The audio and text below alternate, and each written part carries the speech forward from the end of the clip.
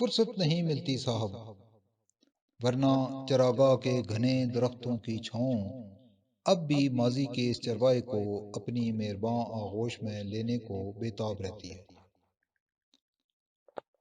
اگر کبھی تیز رفتار زندگی سے چند لمحے چرا کر اس آغوش میں جا آنکھیں موند لی جائیں تو گزرے وقتوں کے اٹھتے دھوئیں سے سادہ اور محدود زندگی کی بڑی دل فریب تصویریں ابھرتی ہیں۔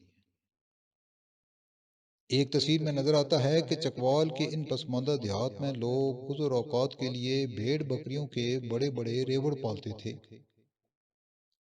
خود ہمارے گھر بھی ایک بڑا ریوڑ تھا جسے چچا جان چرانے کے لیے صبح چراگاہ میں لے جاتے اور شام ڈلے واپس آتے۔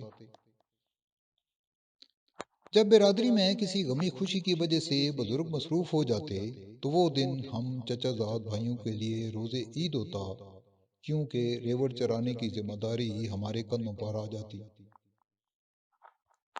ایک تو سکول سے چھٹی، اوپر سے سارا دن پکنک، سبحان تیری قدرت۔ ہم لوگ صبح دیسی گھی کے پراٹھوں کا ناشتہ کر کے روٹی، اچار اور لسی پر مشتمل اپنا پرتکلف لنچ اٹھاتے، اپنی اپنی ڈانگیں سنبھالتے اور باڑے سے ریوڑ کو نکال کر اسے ہانکتے جنگل کی طرف چل پڑتے۔ دن بھر ریوڑ چراتے، بیری کے درختوں پر چڑھ کر بیر کھاتے، ٹالی کے سائے میں لنچ کرتے اور شام ڈلے ریوڑ سمیت واپسی کا قصد کرتے۔ آپ کو یہ بھی بتا دیں کہ پنجابی میں ریوڑ کو اجڑ اور اس کے چروائے کو آجڑی کہتے ہیں۔ آجڑی کے متعلق عمومی تاثر یہ ہے کہ چونکہ اس کی زندگی کا غالب حصہ جنگلوں اور چراگاہوں کی نظر ہوتا ہے اور دنیا کی ہوا اسے کم ہی لگتی ہے، لہٰذا یہ سادہ لو اور بے وقوف ہوتا ہے، مگر جانوروں کی نفسیات پر دسترس رکھتا ہے۔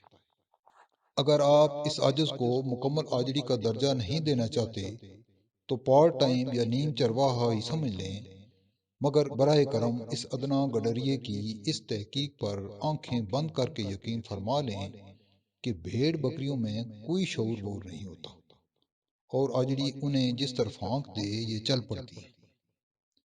اگر کسی ریوڑ کا چرواہا انگھڑ اور نااہل ہے تو پھر بھیڑ بکریوں کا اللہ ہی حافظ ہے۔ ہمارے ریوڑ میں بے شعور بھیڑ بکریوں کے علاوہ بڑے ہوئے پیٹوں اور نوکدار سینگوں والے بڑے بڑے متکبر بکرے اور چھترے بھی تھے۔ بظاہر یہ ریوڑ کا حصہ تھے، مگر رہن سہن، خوراک اور عادت و خصائل میں باقی ریوڑ سے یکسر مختلف تھے۔ ریوڑ میں ان کی تعداد آٹے میں نمک کے برابر تھی، مگر بھیڑ بکریاں جتنی فرما بردار تھیں، یہ بکرے اتنے ہی خود سر اور بدماش واقع ہوئے تھے۔ بھیڑ بکریوں کو چرتا دیکھ کر استحصالی بکروں کے پیٹ میں مروڑ اٹھتے تھے۔ جہاں یہ بیچاری کسی ہری جھاڑی پر لپکتیں، بکرے انہیں ٹکرے مار کر بھگا دیتے اور ان کا حصہ بھی خود کھا جاتے۔ خدا جانے ان کے پیٹ کتنے بڑے تھے جو بھرتے ہی نہیں تھے، جبکہ باقی ریوڑ کو اکثر روکھی سوکھی گھاس پر گزارا کرنا پڑتا۔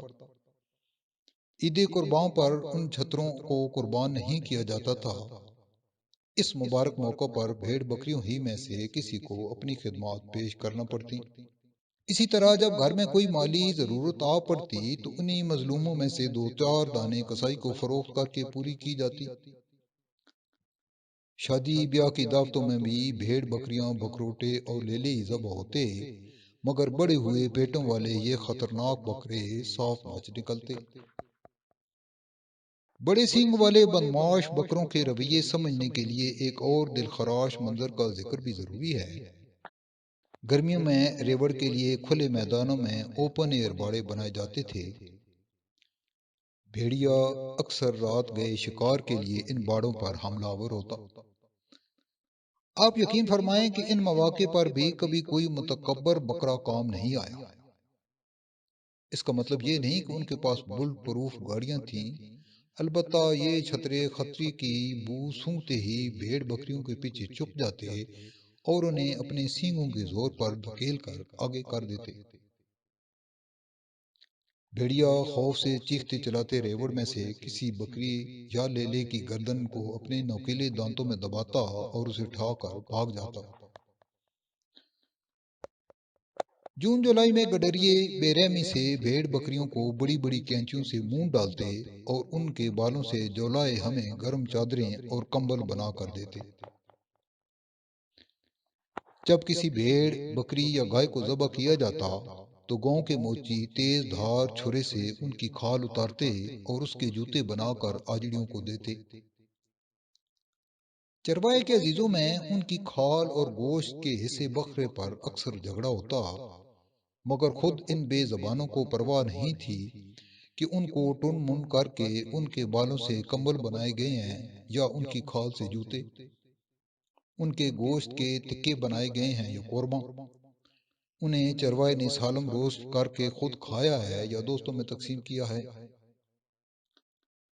खाकसार का एक और अफसोसनाक तजर्बा यह है कि भेड़ बकरियों को जहां अपने हकूक का इदराक नहीं होता, वहां उनके पास कभी अपना आजड़ी खुद मुंतखब करने का इख्तियार भी नहीं रहा।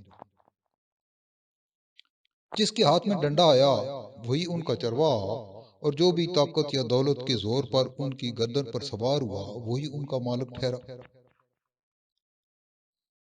गडरिये बदलते रहे, मगर भेड़ बकरियों के हालात कभी नहीं बदले। उनके लिए सरमाया इफ्तिखार दो ही जुमले रहे हैं: इस घर के लिए भेड़ बकरियों ने बड़ी कुर्बानियां दी हैं, और भेड़ बकरियां इस घर की खातिर कुर्बानियां देने को तैयार हैं।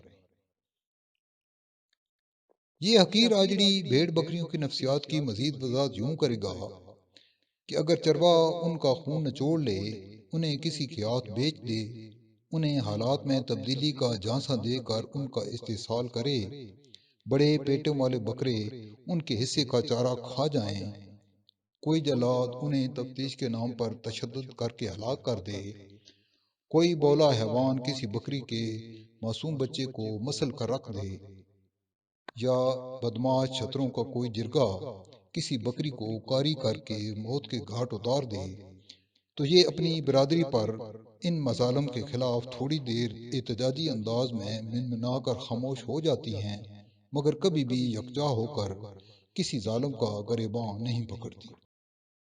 अलमुख्तसर, ये नीम चरवाहा और नीम कलमकार अपने शर्मनाक तजर्बात वाला की रोशनी में ये नतीजा अखज करता है कि कबल अज मसीह का तारीख दौर हो या 21वीं सदी का डिजिटल ऐद, इस कुर्रे अर्ज पर जहाँ जहाँ भी भेड़ बकरियां पाई जाती हैं, उनके मखदूश हालात में कभी कोई तब्दीली नहीं आई।